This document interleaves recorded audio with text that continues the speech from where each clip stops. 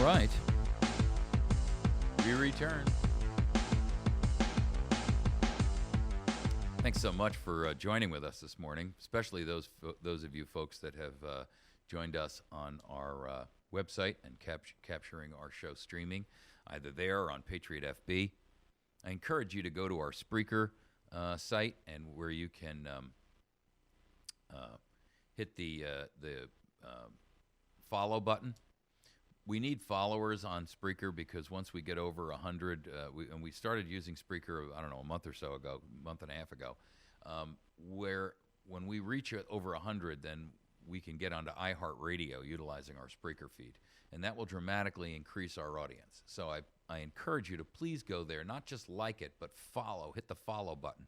You may even have to register, but the more people, we're at 70-something now, I don't know, maybe even 80, but the more we get, the faster we get, the faster we'll be able to get up on iTunes and iHeartRadio, and iTunes for that matter. So, which will all help to expand our audience.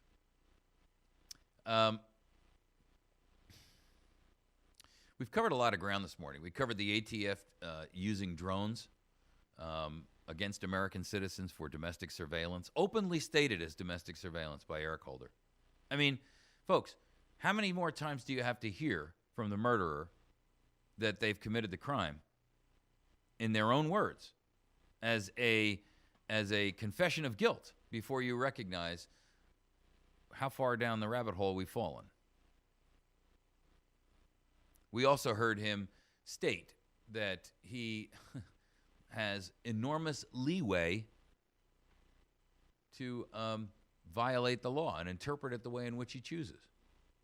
And because he's responsible to provide legal counsel to the president, he's the one who's telling Obama it's okay for him to violate the Constitution and violate the law and pass unilateral changes to Obamacare and executive orders and whatnot. Eric Holder, the entire Justice Department, and this administration need to be removed from power. And we're either going to do it through a massive, peaceful, civil disobedient effort, or we're going to have to do it under a massive, violent effort. In our second topic, we talked about last man standing, the rancher standoff that's going on in Nevada, where EPA and BLM and national parks police are threatening, hundreds of them, 250 of them are surrounding this family's ranch, stealing their cattle, and they've already arrested and beaten up the son. They charged him with refusing to stop videotaping them because he was outside of a First Amendment free speech zone. Hello? How insane is that?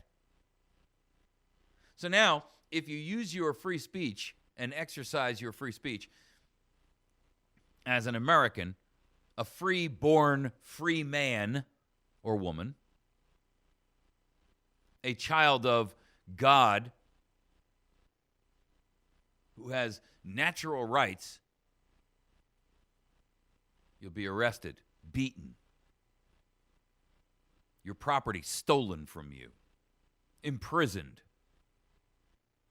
And this is the land of the free and the home of the brave? Clearly, it's not the land of the free, and apparently not the home of the brave, because otherwise, we would have violently uprisen a long time ago and shut down this tyrannical, abusive, totalitarian regime that declares itself our master in violation of everything that we know and believe. We see time after time, incident after incident, where this government operates against our best interests, for the special interests, those who have paid off and benefit from the rules and the regulations made by myriad agencies, the minions of evil. And evil this is. Make no mistake about it. Evil on a biblical level.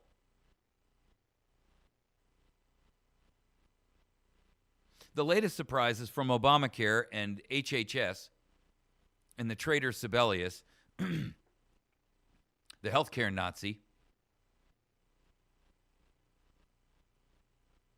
They've announced that now that the dates for Obamacare enrollment have passed, you'll no longer be able to buy insurance until next January.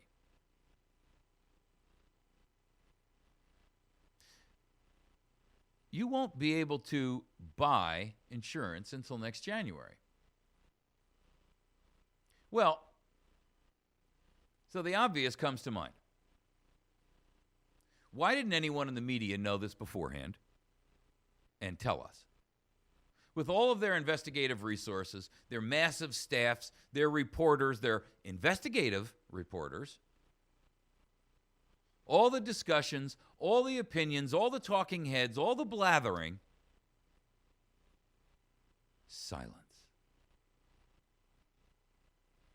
Why didn't Republicans tell their constituents this was happening? In an effort to thwart the passage of this first thing, and secondly, in an effort to get pressure placed upon the Democrats to allow it to be repealed. Simple. They never read the bill. Why didn't Sibelius or Obama or HHS make it widely known that, the cutoff is not just in the 15th. It's not that you're going to have to pay $95. It's that you won't be able to buy any insurance between March 31st and January 1st of 2015. So you now, as a young family, have 2 children, and you're young. You're 20. You're in your late 20s, early 30s, and you've got 2 children, and you've lost your insurance through your health care, through your employer. You've tried to sign up under Obamacare's disastrous website, could not do so. Or you found that the premiums were so outrageously expensive that you could not afford them. Now, June rolls around. One of your children is sick. You take that child to the hospital, and they say, well, what kind of insurance coverage do you have? Well, we don't. We couldn't get signed up. We tried. It was too expensive. We couldn't afford it. We couldn't afford that and to keep our home. We couldn't afford that and to pay our electric and gas bill.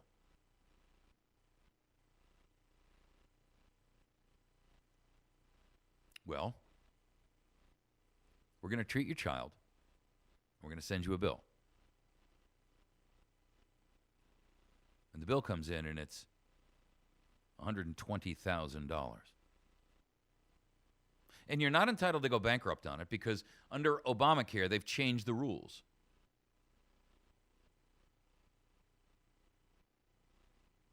And you can't buy health insurance because from March 31st straight through until January 1st of 2015, you cannot buy insurance. No one can sell you a qualified plan.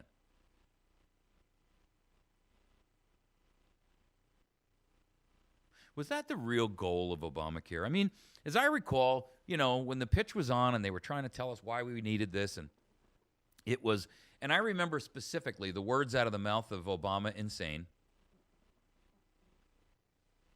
He said, no American family should ever go bankrupt because of medical bills for their children.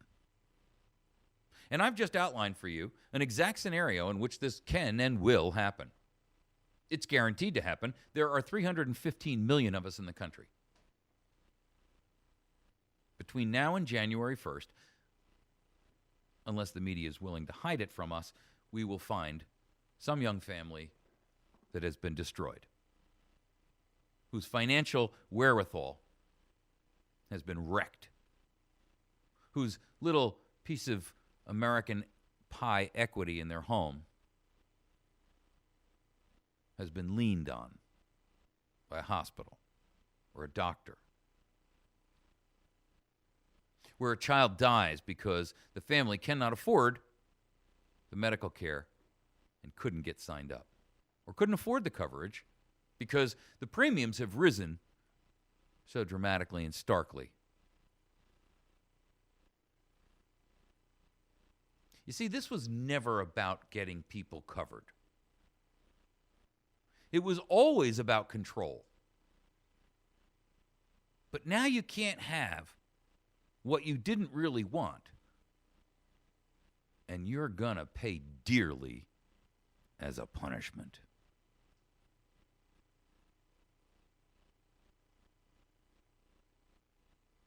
First, we're going to hold a gun to your head and threaten you to buy something. One, either you had and now lost because of their threats, or couldn't afford in the first place.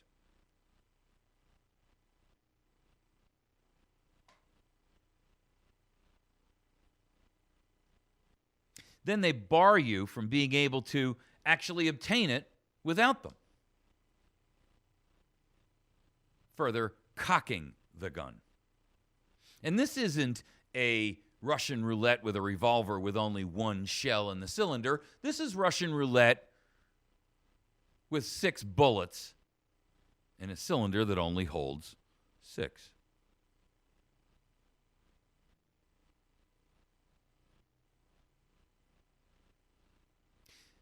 They've sought to sow confusion and chaos, making everyone feel that dependency on government is the only way to truly be protected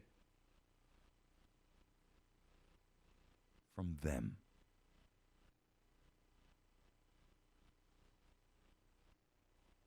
You see, this is like the mob who shows up at your business and says, "We run this community, and we're the ones who protect the businesses around in the community. And you need protection because you're new. We see you've opened up here. You have a nice place."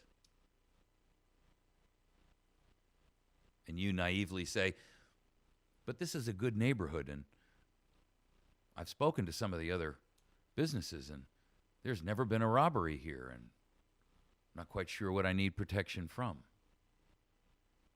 And if I have to pay you a percentage, what are you protecting me from?"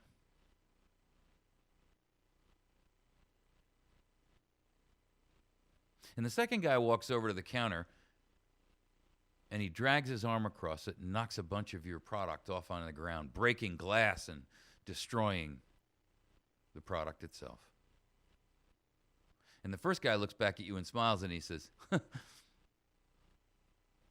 "Well, you stupid. You need protection from us."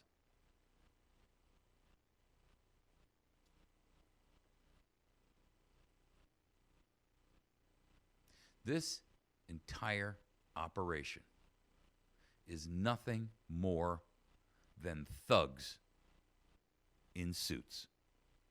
It is La Cosa Nostra. It is Mafia. It is gangland thuggery. Headquartered Washington, D.C. Headquartered in your state capital. Barred from being able to buy health insurance now on the free market. How are the principles of free market and capitalism exercised now in the land of the free and the home of the brave?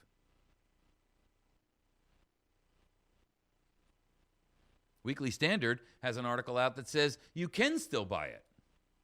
So which is it? You can or cannot? HHS's own website says that you can obtain coverage after the cutoff date. But yet then they tell you otherwise, again, in another sentence. The object is to sow confusion and chaos so that everyone feels that they are dependent upon government to be truly protected from the government itself. And only by your capitulation and kowtowing and bowing and scraping can you be protected. Because the benefactor can also be the slave master. Ladies and gentlemen, this is nothing short of propaganda. It's a false flag, media false flag. An event that is designed to herd the cattle, to nudge you, to use a Cass Sunsteinism, to nudge you in a direction in which they want you to go so that you may be branded, that you may be sheared, that you may be milked. If you truly cannot buy insurance outside of the ACA, Obamacare, then it's even more insidiously evil and unconstitutional than we originally thought.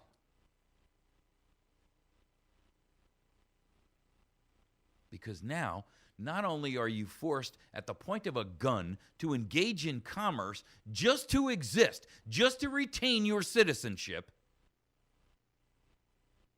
but because you didn't do what you were told when you were told, now you will be punished. You will be ruined. You will be destroyed.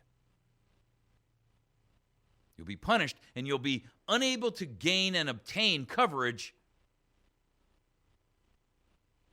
which will inevitably lead to millions going bankrupt if they get sick before the next enrollment window appears. And watch the sheep flock to the feeding trough of ACA on January 1st. Get it? They make an example of a few.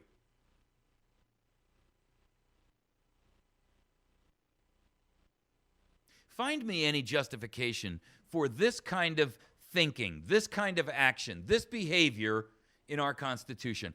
I don't care how tenuous the thread. Find me any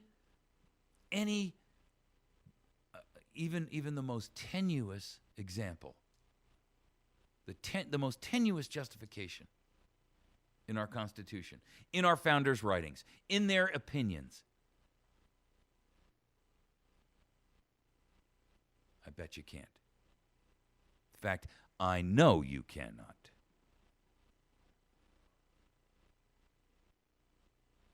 But there are many other things you can find.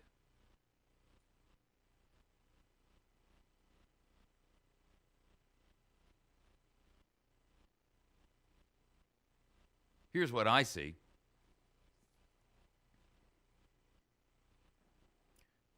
That whenever any form of government becomes destructive of these ends, it is the right of the people to alter or to, emphasis, abolish it,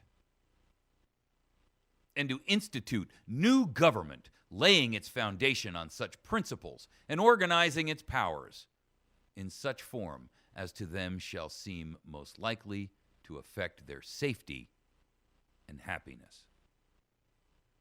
Prudence indeed dictates that governments long established should not be changed for light and transient cause. And accordingly, all experience has shown that mankind are more disposed to suffer while evils are sufferable than to right themselves by abolishing the forms to which they are accustomed. But when a long train of abuses and usurpations, pursuing invariably the same object, evinces a design to reduce them under absolute despotism, it is their right, it is their duty to throw off such government and to provide new guards for their future security.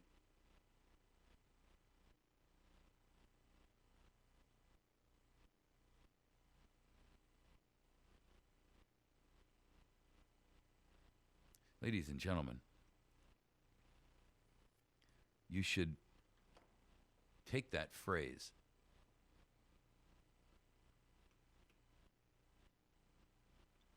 and the preceding phrase. And you should put that in writing, big and bold. And it should be placed every place in your home. It should be there on your nightstand so that when you awaken in the morning, you see it. And it should be hung next to your mirror so that as you are shaving in the morning or brushing your teeth, or if you're putting on your makeup, you are reading these words. It should be tucked away in your child's notebook so that when they get to their school and they're sitting at their desk and they open the notebook, there lie the words that say that we hold these truths to be self-evident, that all men are created equal, that they are endowed by their Creator with certain unalienable rights, that among these are life, liberty, and the pursuit of happiness, and that to secure these rights, governments are instituted among men, deriving their just power from the consent of the governed.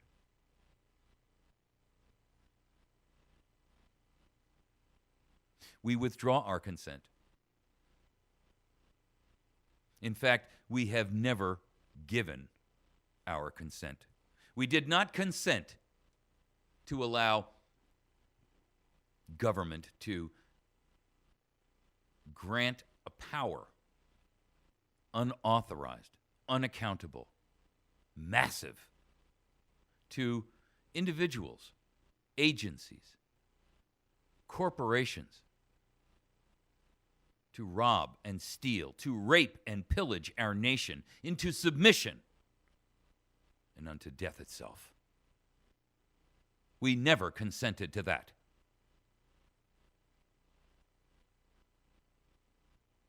And if anyone should misconstrue that we have, then we need to put them on notice that we withdraw such consent as they may have misinterpreted.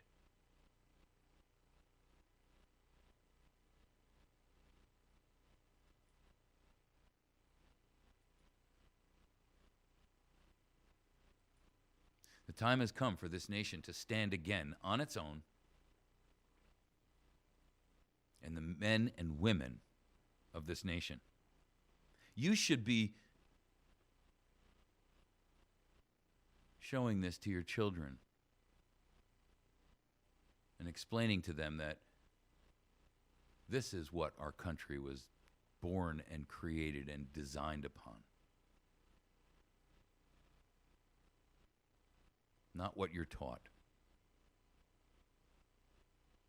See, it's your job as a parent to enlighten the people generally, and tyranny and oppressions of body and mind will vanish like spirits at the dawn of day.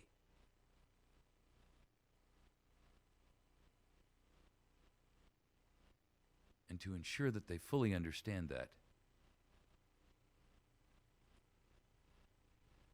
tell them that I have sworn upon the altar of God eternal hostility against every form of tyranny over the mind of man.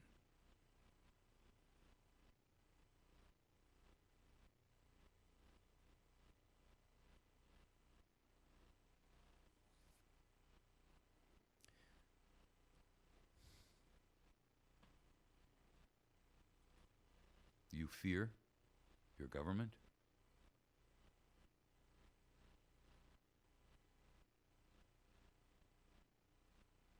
Do you cower?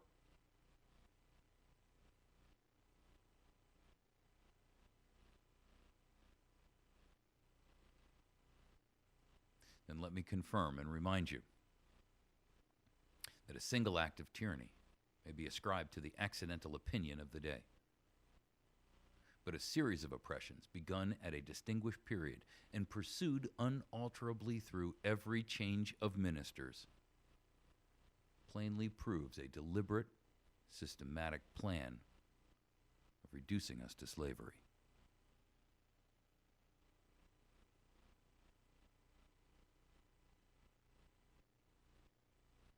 All tyranny needs to gain a foothold is for people of good conscience to remain silent.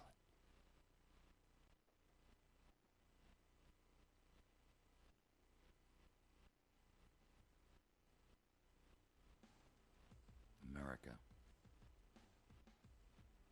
Silence is not golden. Silence is acquiescence. And in this case, silence is death. You've been listening to America's Voice Now. Please share this with those around you. See you tomorrow.